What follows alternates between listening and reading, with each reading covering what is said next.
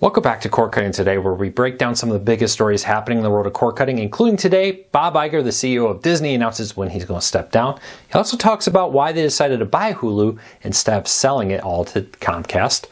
Roku is rolling out some new home screen updates that'll make finding content even easier. We have all those details, and the Roku Ultra is on sale. We'll tell you what's happening with that and more in this video. If you want to learn more about these stories, check out the first pinned comment and the show notes down below. I'll put a link to each story there so you can read about them for yourself and come up with your own opinions. We'd love to hear from you.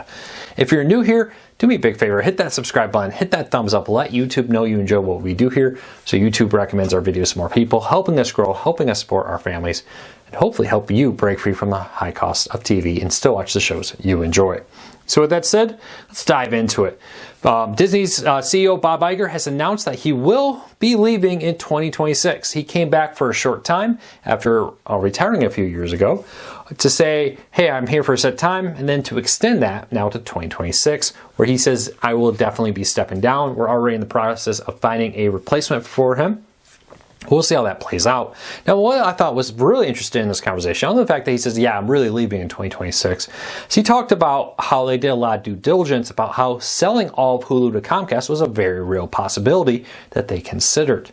But they decided at Disney it was worth keeping Hulu, buying it all, spending the money to fulfill their contract, and closing the deal to own 100% of Hulu. It'd be interesting to see how that plays out. What will Hulu look like in a year? We'll have to wait and see.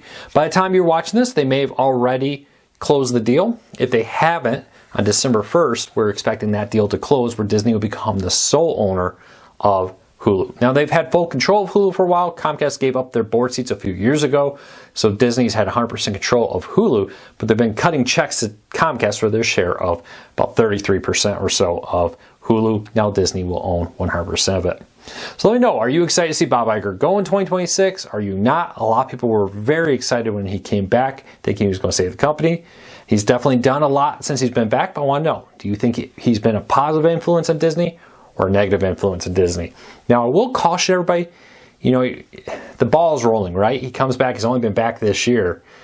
A lot of what's happening this year are things that happened last year and the year before, and just now it's coming to fruition. So it's hard to say everything that happened this year is because of Bob Iger, good or bad.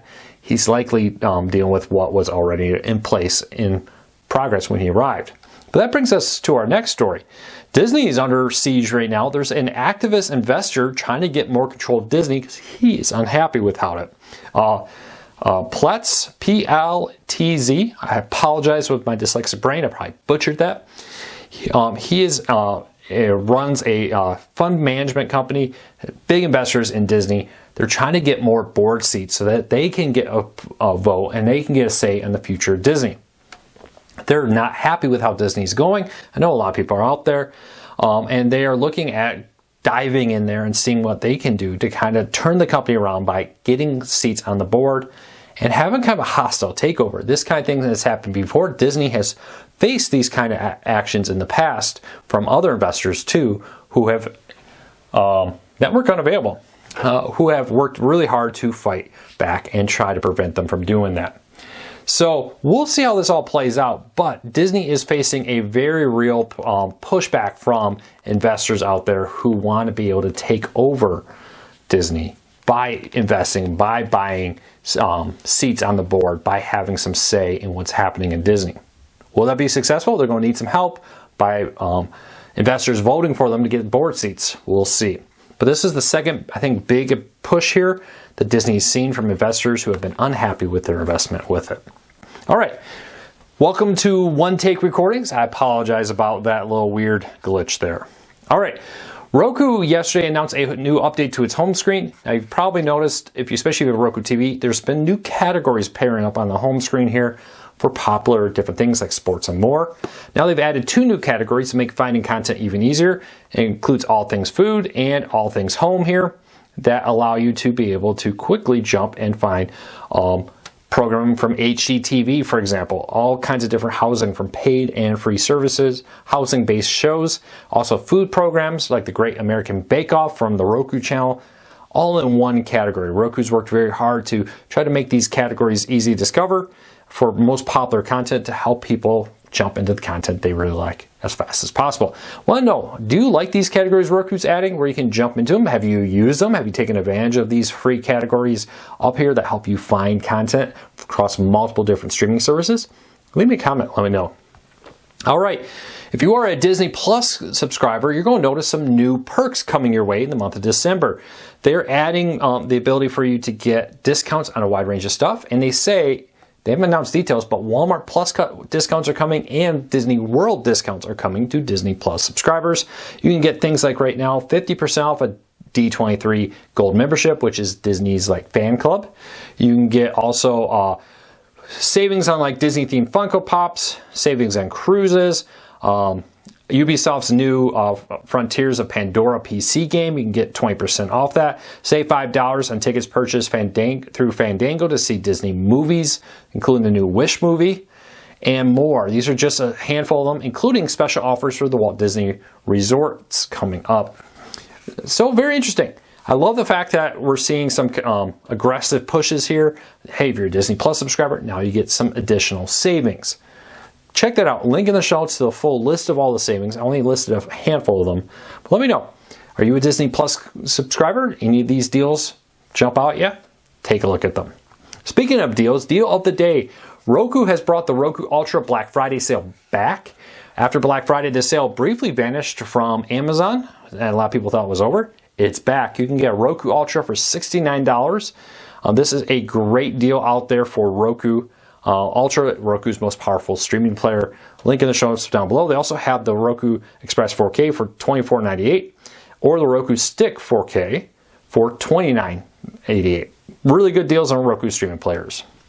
Fubo had kind of racing through a few stories here. Fubo and Ryan Reynolds has their Maximum Impact, I believe, channel is launching a new original series called Discontinued that takes a look at classic things from the past, including Furbies, Game Boys, American Gladiators, and more.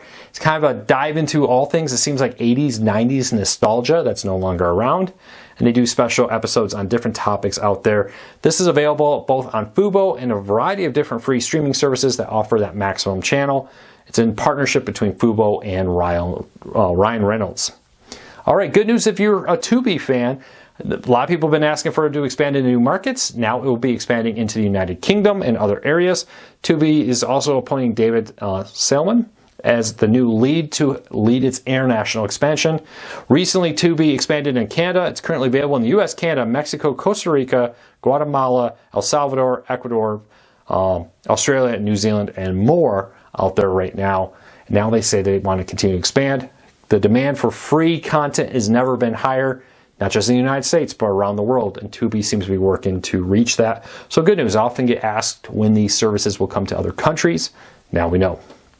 All right, if you've been noticing, the Late Show with Stephen Colbert has been in reruns all week. He apparently had a surgery from an appendix issue that came up, and he is, for an undetermined amount of time, been down. There's been some rumors that they're looking at having some fill-in hosts, but for now, the show's on hiatus as he recovers from an unexpected surgery for his appendix.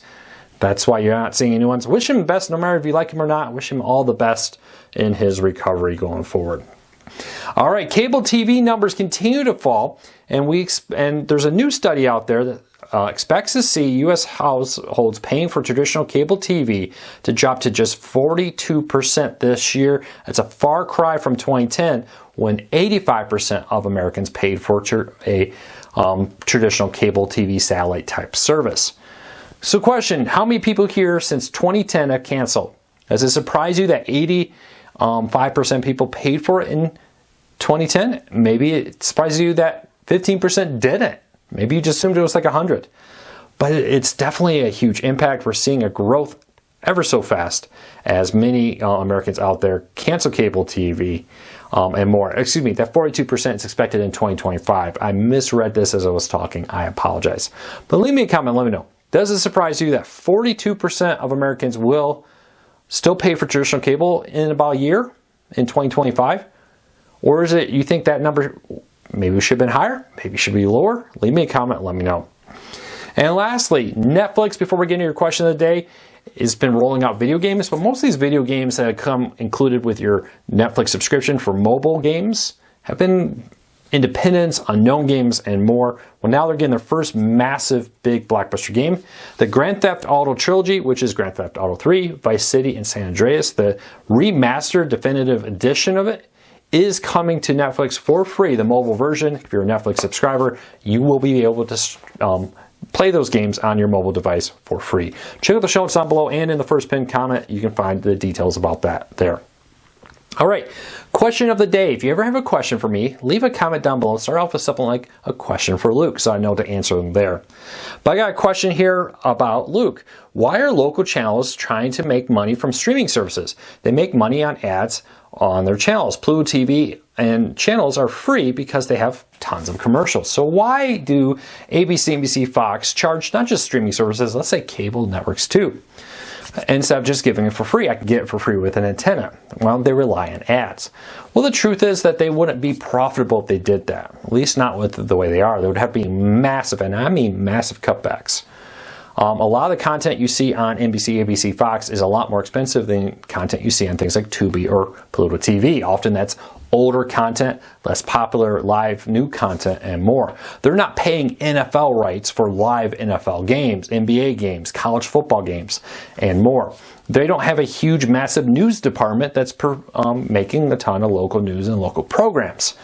The truth is, the majority of the revenue for local television stations come from what they call retransmission fees. Those are fees from cable companies and now streaming services like Hulu, Sling, Fubo, and more that give them content there to use. We'll keep a very close eye on this, but do expect that that will continue for the foreseeable future because there's something called the ad apocalypse happening right now. All ad revenue is down severely. It's a combination of things. People are coming back in ads as they're uncertain about the economy. That's one thing. The other problem I think a lot of people don't pay enough attention to is there's just so many places to advertise. Disney Plus, Netflix, all these new services that now offer ad-supported platforms. There are more over-the-air channels than there used to be. And I think a lot of companies are looking and saying, hey, fewer people are watching live TV. They're DVRing and skipping it. We're going to put our ads on websites and more, and move our ad budget around maybe to some streaming services. That's all resulted in a lot of ad revenues and major networks going down. Even websites and YouTube channels like myself have seen ad revenue from 2 years ago per 1,000 clicks is lower now than it used to be. And a lot of that has to do with the fact that there are more places to advertise, and it's really negatively affected the advertising market. So we'll keep an eye on this, see what happens, but I would expect for the foreseeable future that ad companies won't be seeing a massive jump in ad revenues, which means these local networks, if they want to keep producing content like they are now, need that retransmission fee, rather from streaming, from cable, wherever it may be, to cover their costs. And if they don't get it, they're going to have to make some big cuts. Well, that's it for today. I hope you have a fantastic day. I'll be back again real soon with another video. Thanks for your support. Don't forget to hit that subscribe button. Don't forget to hit that thumbs up. I would really appreciate it. I'll see you all real soon.